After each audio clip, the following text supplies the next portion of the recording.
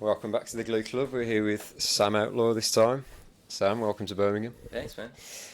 You played your first show in the UK last night in Yeah. Manchester. Yeah. A different kind of venue to the venue you play at home, I'm guessing. Yeah, and I guess like I was saying before, I think what's funny is just watching people kind of warm up because it's an Aaron Watson show, so they're not necessarily there to see me. Yeah. But it was cool. People kind of crowded to the front and I think got into it. It was a real good show. It was a great show. Felt good. So a few years ago, you were working in advertising.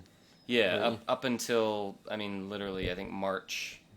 So not even a full year now that I've been doing this as my job. Yeah. So what was it about country music that drew you in? Really, there was only one actual proper country band that I grew up on, and that's Asleep at the Wheel. So I have Ray Benson and his gang to thank for, I guess, getting country music kind of into my blood.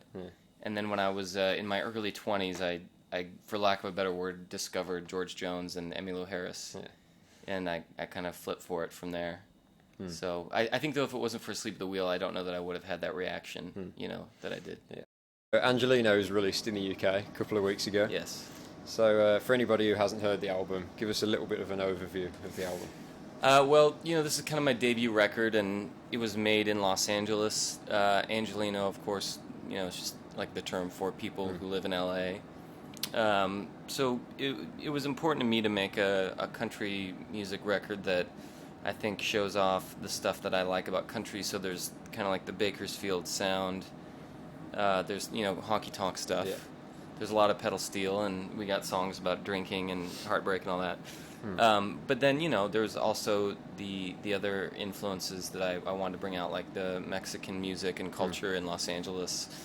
And then, of course, just like kind of the singer-songwriter vibe. I think my love for people like James Taylor and folks from the troubadour era of the early 70s and late 60s are just as important to me.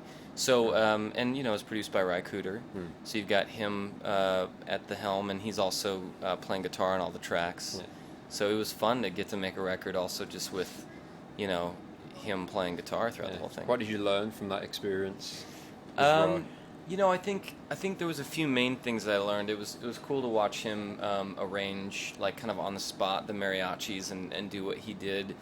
I don't think like he went into it with like like a super specific plan. It's not like every moment of the songs was mapped out ahead of time.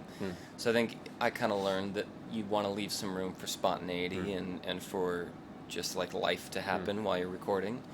And I also learned that it's great to have a really awesome guitar player in the band when you're tracking. So, have you got a personal favourite on the album? One that you like to perform live the most? Yeah, I don't know. Well, that's maybe two different questions. I think my favorite song on the record is probably Angelino, the title track. I think I'm probably most proud of that one because it's kind of a story song and it's symbolic of a few different things. And then, the one I like to perform live the most, I guess that just changes because after you play a song enough, inevitably you get kind of tired of it and stop playing it and then bring it back. I think I like to sing Country Love Song live, though. That's my favourite on the album. Okay, cool, yeah. I like to do that one. I like to do that one live, so. Yeah. And you're coming back to the UK in April to do 6 shows. So tell us a little bit about that. Is it going to be a full band show or is it going to be... I still haven't decided. It's probably not going to be full band unless someone wants to send me a check for the money to make that happen. Yeah. I know I'm going to be bringing my harmony singer Molly, so the gal that I almost always sing with and who's on the record, she'll be coming with me, and then depending on how things shape up, I'm not sure if we'll be able to bring extra musicians or not. It'll be good either way. Hopefully, it'll be good. Yeah, or at least won't totally suck. I think that's what we hope for. Yeah. So when you can easily do shows back home, what is it about Europe that attracts you? I don't know. To be totally honest, at this point, it's like this is my first time coming out here. So I think with anything, it's a cool challenge to, again, because I normally would play as a full band. It's cool to, like, remember, like, oh, yeah, I'm playing as a duo now, so I have to remember how to do my songs every time I change things up like that. So I guess that's always fun, just like the challenge of doing your tunes differently. And then just interacting with new people. Having these songs find a new audience and getting a chance to meet people that have not heard the songs until maybe recently, but who at the very least have been kind enough to pay money to come out and see me play a show, and I get to know them a little bit. Yeah. Last question. Yeah. On our website, we like to promote the up-and-coming artists as well as the big artists. Yep. So if you had any advice for any aspiring country music songwriters or artists, what would it be? I mean, I guess the same advice I always have for myself, which is don't worry about the stuff that's ridiculous out there. There's so many things to distract you from, I think, what's the most important thing, which is try to write better songs, try to be a better singer, a better guitar player, whatever it is you play. And then maybe like don't let yourself get down when you feel like things don't go your way.